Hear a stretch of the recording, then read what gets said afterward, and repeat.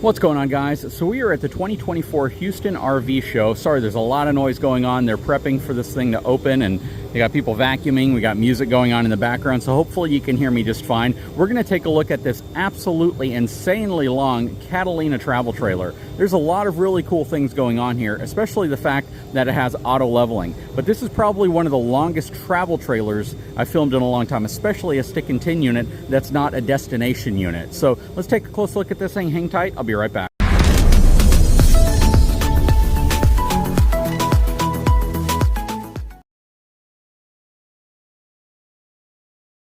Okay, so let's take a look at the numbers on this unit. So this is going to have a dry weight of 9,390 pounds. It's 38.5 feet long. This thing is huge. It's got a cargo capacity of 1,572 pounds. I would not tow this behind anything but a 1-ton or even a 3/4-ton truck, but I would definitely prefer something like a dually, only because of the stability you're going to need whenever you're towing something super long like this. And again, I apologize for the sound. A lot of commotion going on right now. 3 AC units, that's pretty crazy. It has washer and dryer prep, that's not too crazy. Auto leveling, that is also really crazy. So this is on a BAL frame, I'm guessing.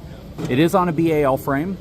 Tires, these are Trailer King tires. It does not have an upgraded suspension equalizer. I kind of wish it did. We're not going to spend too much time on the outside of this coach, mainly because, again, there's a lot of noise going on and that could be problematic. We have the Moride safety rail here. This is the 333 FKTS. Has 2 entry exits. We're going to go in the one closer to the front. Okay, as we get inside, you're going to see these little labels, 1 of 3 ACs. So I'm guessing the second AC is going to be back here. So I have a feeling there's something special going on behind this wall, which we'll show you in a little bit. So as we pan around, you see the interior here.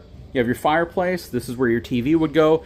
This is a really cool interior. What do you guys think? It's kind of a interesting front living room kitchen play, or mid living room, I guess, on your traditional RV layout, if you guys know what I'm talking about, where your bedroom is typically up front. All of this is kind of in the center, but they've done a good job. You got wireless charging here. You got a really comfortable reclining theater seat section. Again, you got your fireplace, JBL sound system. You have a desk. That is super cool. When do you see that in this type of a travel trailer? Look at that. That is a good sized desk as well, with storage underneath. You got some cabinetry up here. It is prepped for 4G LTE and Wi-Fi. That is also cool. You have a really nice 12-volt GE refrigerator. $41,999 is the show price. Coming over here, you have your 3-burner cooktop. This is GE Profile. Above it, you have your GE Profile compact microwave. It is not convection. Tons of space up here. Tons of room to prep. A lot of room around the sink. The stove kind of butts up against this wall. It'd be nice if they were able to space this off slightly. Or maybe even put the sink like right here and put this somewhere over here. I'm not sure, but yeah, it's really close to the wall right here. Not that it's that big of a deal, but I usually prefer that they put some type of a splash protector or backsplash right here.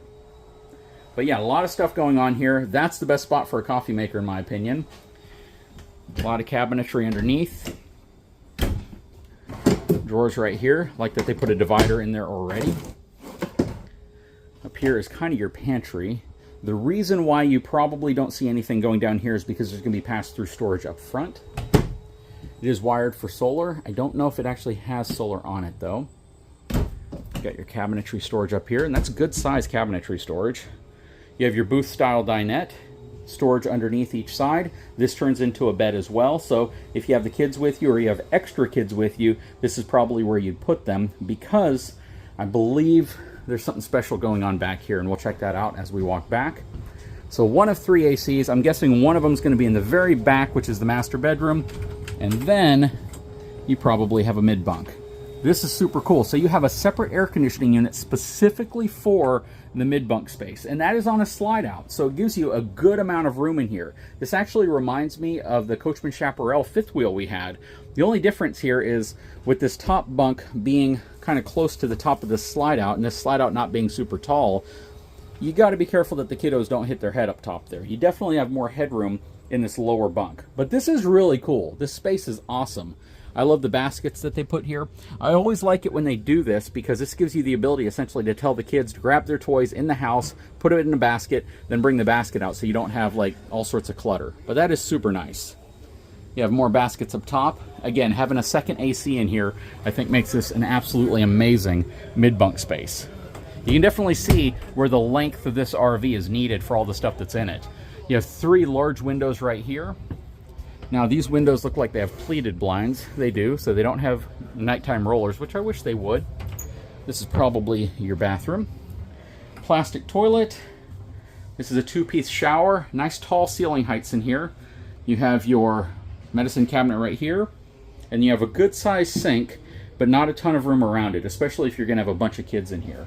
Now I don't think this unit's gonna have more than 1 bathroom, so you have a lot of space. Everyone's gonna share the same bathroom. Something like this would have been cool if they did have like a second bathroom, or at least a half bath.